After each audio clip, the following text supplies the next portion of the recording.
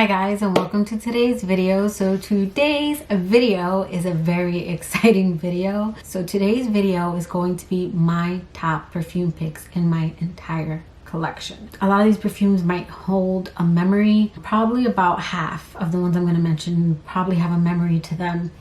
And it wasn't really hard for me to pick. So most of the time people pick like top 10. I felt like top 10 was making it hard. So instead, I decided to do your whole collection crashed and burned, which would be really sad. Hello darkness, my old friend. What are the perfumes that you would pick up for day and night for each season? So all of these perfumes are perfumes that I would wear year round, but I do like to wear certain scents during certain times of the year, just because certain times of the year are a feeling to me. I used to live up north where we had all four seasons. We don't have all four seasons here in Florida. So I like to feel some type of way during fall. I like to feel some type of way during winter and the holidays, and perfume does that for me. So I decided I was gonna do a top 8 and pick a perfume for each season, day and night. So that's how I came up with 8. So basically you get a day and night perfume for summer, day and night perfume for fall, and so on and so forth. And when I did that, this was super easy for me. So let's get started with summer. So my daytime summer is Acqua de Gioia by Giorgio Armani. I've been wearing this scent since 2011 after my wedding. I smelled this on a coworker at my old job of mine. She had purchased this scent and asked me to come over and smell it, and when I smelled it I fell in love with it.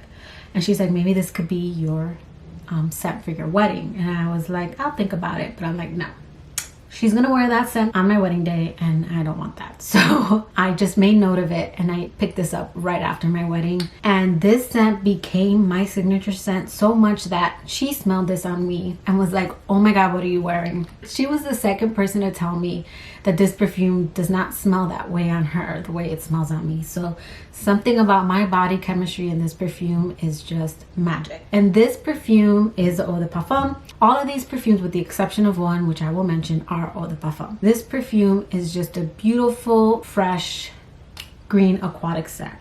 And there is mint and I believe lemon in here. There's definitely some kind of citrus in here. I don't know if it's bergamot or lemon, but it's just very zesty, very fresh, very clean. The sillage on this is amazing, and the longevity on this is till the next day.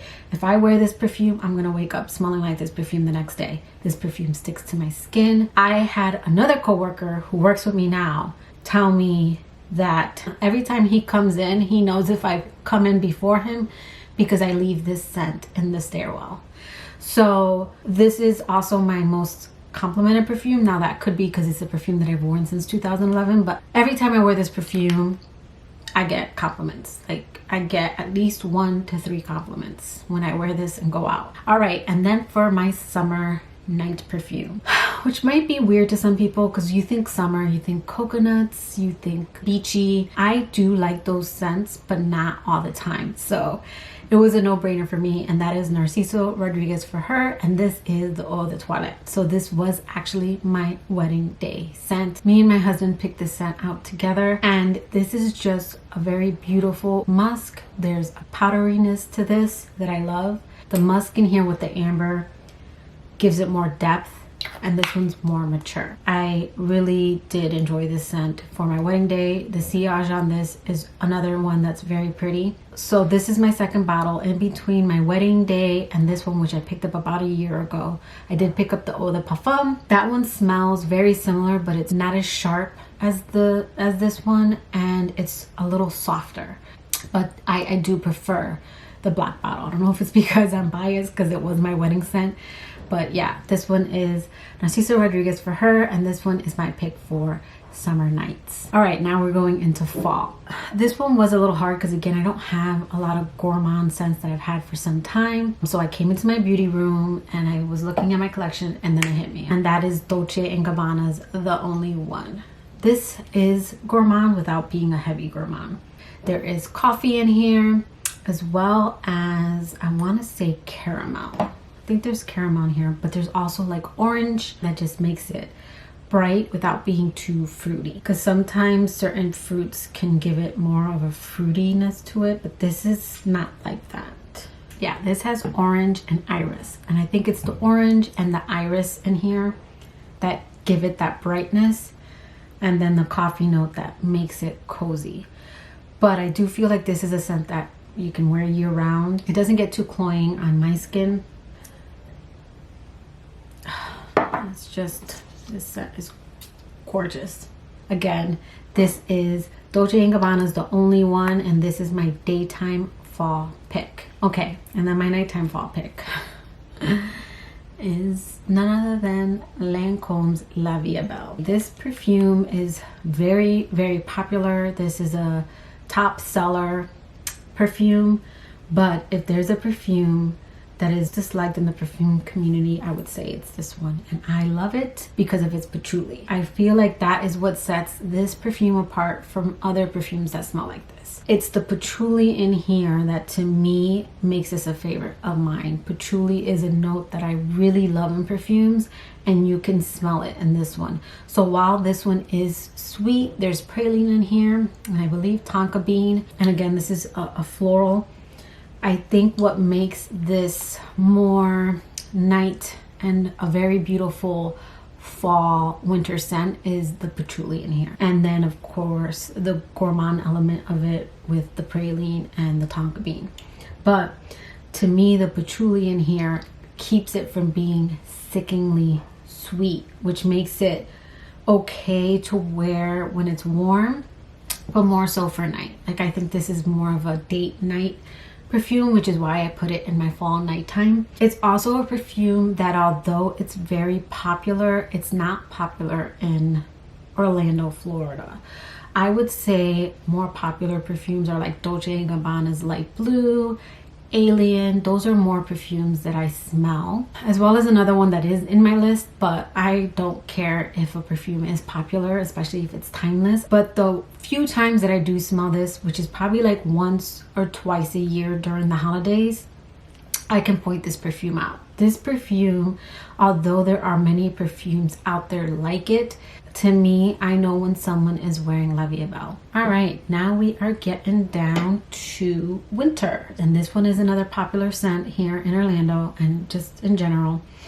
And that is Coco Mademoiselle by Chanel Paris. This is just a timeless, classic, white, floral, rosy musk scent. And there is citrus in here. I think this one has orange at the top, and then this just dries down to a beautiful powdery white floral. Again, this is just a timeless classic, and it needed to be in my collection. And since this perfume reminds me so much of Christmas, I don't know what it is about it. I think because this is another scent that I smell during Christmas, I like this around that time, so I thought this was a perfect winter daytime scent. I also think it performs beautifully in cooler weather. This one is a perfume that I've been wearing since my early 20s, and I am 38 now. Most of these perfumes are perfumes that I've loved for some time. There are some instant loves. So this next perfume, even though it hasn't been in my collection very long, it's a scent that I've known for years, and that is my nighttime winter scent, and that is Angel by Mugler. I needed to have an obnoxious scent, just one. I probably have a couple, but this perfume is probably one of the most polarizing perfumes. This is a very divided perfume. You either love it or you hate it, and I love it. Again, guys, I love patchouli, and this is a patchouli bomb. This is not a safe blind buy, because even though you might like patchouli, there are so many notes in here that this has a lot going on. This is not a perfume I would suggest overspraying. This is also a perfume that can get very annoying very fast in the heat. So even though there are perfumes I would wear year round, I have worn this and tested it out in the heat, and it did give me a headache. So I put this in winter, I put it in night, because she belongs during a certain time. I like this scent going out. I like the way it performs. Although this doesn't play well when it's hot outside, when this heats up on your body, there's just something about it that makes it memorable. And I don't want to say animalic, but like very animalistic.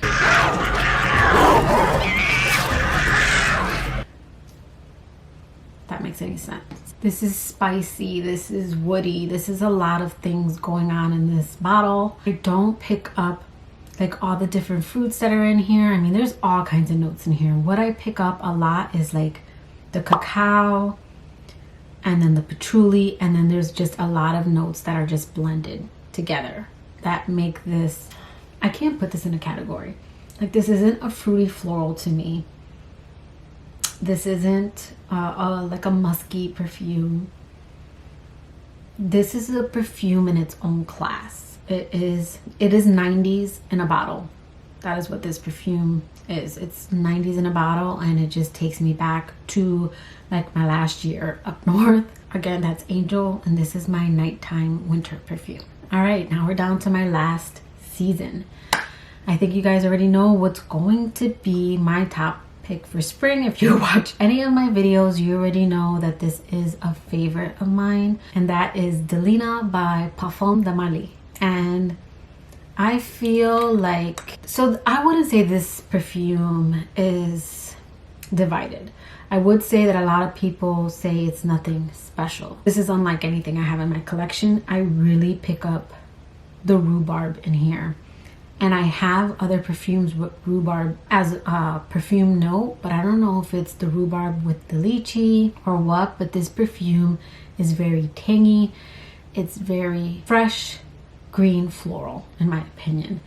I don't pick up sweet like some people do, but again, that's why perfume is so personal, and that is why some people love a perfume and some people don't. Again, I never want to say I don't understand the hype, because everyone's different. For me, I don't pick up the sweetness in this. This isn't your normal fruity floral. This is a tangy floral, and the rhubarb in here is so beautiful. It's sharp. It's an attention getter.